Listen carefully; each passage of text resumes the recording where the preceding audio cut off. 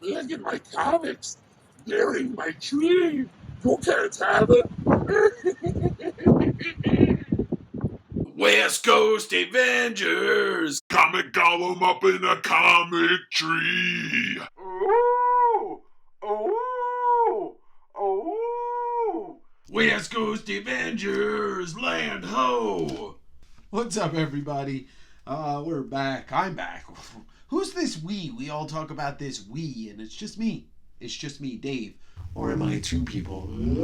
Thank you for joining another week of the West Coast Avengers. I'm back with you in a pile of junk. Please like, follow, subscribe, drop a comment below. Any interaction, watch the video to the end. I'm trying to get up to 1,000 subscribers by June. And it's the beginning of April. Really not that hard. I'm halfway there. Oh! Subscribe to my podcast. Take my hand and hit that like button now. Whoa! Subscribe to the podcast. Subscribe to the button. All right. I'm sorry. I know. I sing too much. Check this out. This was a first ever for me today. I went to a hoarder house.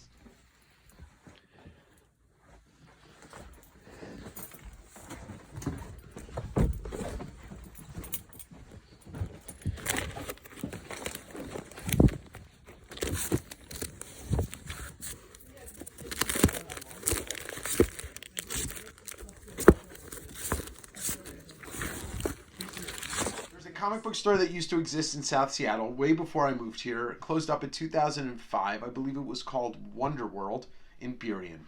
I was aware that the gentleman who owned it was selling the stuff because he sold some stuff to a local shop very recently, and there was still stuff left over. He posted something on the internet about selling boxes of comics for $100 and science fiction books, and come to the house and buy full boxes. This house looked like it had been hit with a tornado. The gentleman was very nice. So no, this is just, I'm telling you the honest truth. So me and my buddy Joe went there. There was another person there looking through stuff, and we proceeded to kind of follow his instructions to bring boxes down and go through them. And he wanted to sell whole boxes. He didn't want to pick and pull and pick and pull, which is fine, but unfortunately some of the first boxes that we found were like Valiant and Image and just junk. So we went down to the basement, and as you can see, the basement looked like maybe it could have been a crime scene at some point.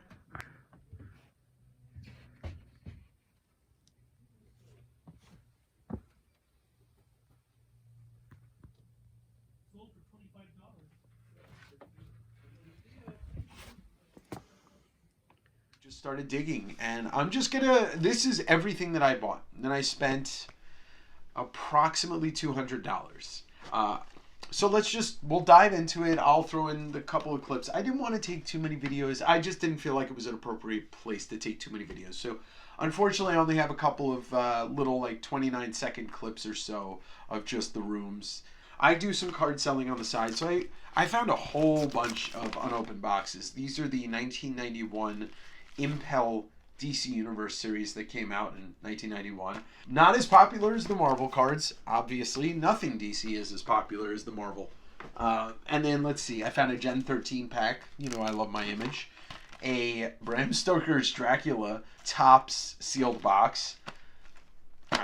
Francis Ford Coppola, baby. DC Bloodlines. This is another DC box. This one's from 1993. And it followed the Bloodlines storyline, which I never read it. The Cosmic Teams. I love these cards. You got Lobo on the box top. So these are all sealed. 36 packs. Holograms randomly packed in. Another DC Impel. When you see Todd, you buy Todd. Or when you see Image, you buy Image. This is Topps Chrome Finest Image cards. And I love it. Party? Because I gotta. This is a almost complete box of The Mask, the movie trading cards. One of the greatest Jim Carrey movies. Not the greatest, maybe, but one of them. There's some other boxes I bought. Okay, here's another Cosmic Teams DC Universe.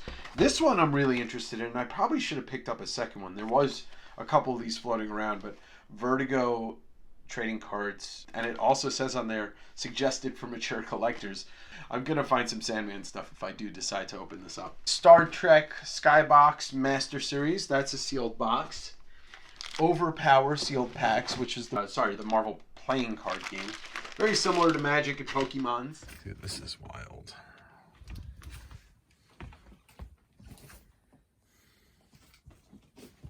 So let's dive into some of the bigger stuff, and I mean by size. I'm a big fan of comic book magazines, stretching from Wizard to this one, Comics Journal. Thanks to Cartoonist Kayfabe, the greatest show about comics. The Comics Journal, published by Fantagraphics. David Mazzucchelli interview. This should be a fun read. And one I've been dying to read is the Comics Journal 202 with the Kevin Eastman interview that talks about the rise and fall of Tundra and so on and so forth. I had always seen these. I've never owned any of them. The Jack Kirby Collector. These oversized Jack Kirby. You know, it's just all about Jack Kirby. It's like having a treasury edition of all of his different work. Wow. Look at that cover to Tigra.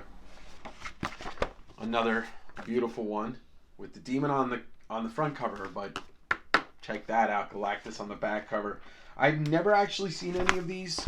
I've never seen the interiors of these. It's going to be exciting to check these out. I scooped up as many as I could find just because I have a lot of friends that are huge Jack Kirby fans, and you know, it can't hurt to have some extras. So, really exciting. A nice little stack of Jack Kirby Collector. I forgot about these. Found a stack of Bernie Wrightson packs. So these are cards with all Bernie Wrightson artwork and some rad dudes. Those are actually belong to my friend Joe, who... Oh, this is what it's like for comic collectors in hell? Yeah. How you doing over there, buddy? I'm doing good. Yeah? You want to give a thumbs up to the world? There's literally comics and comic ephemera and comic memorabilia everywhere. He owned this shop, but he explained to me that he'd been online selling since it closed, which can prove very fruitful. There was a computer in almost every room, but I think it just got to be too overwhelming for him. And so he just decided to start selling everything in bulk. This is something I remember seeing as a kid. I believe my oldest friend, Seth, owned this book. Maybe not. He'll tell me because he watches these videos. But this is Monsters and Aliens from George Lucas. It goes through concepts, sketches, and, you know, random stuff, just weird stuff. I am a huge Star Wars fan. I actually don't really know much about this book. I just remember the cover. Another Comics Journal, which was recently featured on Cartoonist Kayfabe about the Marv Wolfman court case for the battle of ownership about Blade. John Bolton Vampire Portfolio, and the first print is signed and numbered by John Bolton. Right there. Found some old vintage t-shirts. Oh, look at that. Batman. Yeah, I'm wearing this one. Will fit me perfectly. So we've got that one, and this one I'll probably leave in here because it doesn't fit me, so I will sell this. But check that out, the X-Men Inferno t-shirt, art by Mark Silvestri. Some weird, it doesn't still work, but it's a musical Looney Tunes shirt. And I'm not a huge Disney fan, but check out this crew neck. This is probably a kid's, but yeah, I'd say a size 10-12. But I have a feeling something like that I'll fetch a decent amount of money for. And then finally, the coolest t-shirt, which a Mike Zeck Punisher adult medium t-shirt. Pretty badass, but it'll be tempting to sell it. Some of that stuff you just don't see anymore. Mask of the Phantasm, in my humble opinion, the greatest of all the Batman animated anythings. And this is a kind of like a lobby card set that was sold to the public. So you get 8 different movie cards. Some more fun stuff. I found a 95 Marvel Flair box of cards, like a little plastic box of cards. And I'm always happy to take on more cards because I do sell a lot of them on Whatnot. You can find my Whatnot link in the link tree below. I usually do a card sale, a comic and non-sport card sale once a month, as well as alternating with comic sales. So let's get into it. Here we go. So Darkman, based on the Sam Raimi movie starring Liam Neeson, a cult classic. Picked up this Advance Comics from 1991 just based on the Batman Judge Dredd Simon Bisley cover. We're going to find out together. 11 Rockets number 2. I was desperately looking for 11 Rockets number 1, and I'm sure there's one in that house. And we have 11 Rockets number 2, second printing. I'll take it. I got a bunch of uncut promo sheets. These specifically are pretty sought after. The Fleer Ultra X-Men. You know what I say, when you see Todd, you buy Todd. I picked up 2 of these. Marvel 1989, the year in review, with a great Spider-Man McFarlane cover. We'll be putting one of these in my personal collection, and the other one will be for sale in the near future. It's pretty nasty down here, but I'm going to keep digging because I'm already finding some stuff that I didn't see. So most of these boxes contain overstock that was never sold. And so, like a book like this, the Bride of Venom, this is a key comic featuring the first appearance of the Bride of Venom, or this version of Venom. 1, 2, 3, 4, 7 Blade number 1 Vampire Hunters. Goro, Prince of Pain number 2. A couple copies of that. Doctor Strange, Sorcerer Supreme number 73. I just grabbed them because they're Doctor Strange. I went a little nuts because it's Bane, but it looks like about 15 copies of the Vengeance of Bane number 2. You can't really go wrong buying major character books in bulk, especially when they're in great shape. I wish it was number 1, but that's Street Fighter 2 number 2 from Tokuma Comics. Don't know much about this one because I believe the first Street Fighter comic was produced by Malibu. This is probably the second. People love Street Fighter. It'll never not be popular, and the comics too. Once again, falling under the banner of See Todd, Buy Todd, we've got a whole bunch of Spider-Man number 16s, the last book that Todd ever drew for Marvel. Always trying to find rare stuff. Not in the best shape, but I did snag a couple of these Marvel Team Up number 10s from 2005 or 2006. This was Robert Kirkman's book that he was still doing at Marvel when he had already moved to Image, because number 15 is a team up between Spider-Man and Invincible. Still looking for that, so if you have one, let me know. I'll trade you. So, Dynamic Forces exclusive Undertaker number 1 chrome cover with the certificate of authenticity. I asked the gentleman if he wouldn't mind if I threw that in because I found it in another box. He was cool with that. Punisher Anniversary Magazine, Marvel Age Special. I'd never seen this before. Ghost Rider Poster Magazine. I snagged 2 of those. Radioactive Man Ash Can. Oh, these are fun. Looks like they were limited edition sets from 1994 Marvel Universe. These oversized freeze frame cards will be great for card sales. I'm sure those will fetch a premium. Dark Shadows number 1, Barnabas Collins, the Vampire. It's actually kind of funny with Dark Shadows. I definitely used to watch that at some point in my life. I think it was on Saturday nights or Sunday nights. Evil Ernie Straight to Hell. Who doesn't love this cover? Look at that fold-out cover. It's a coffin.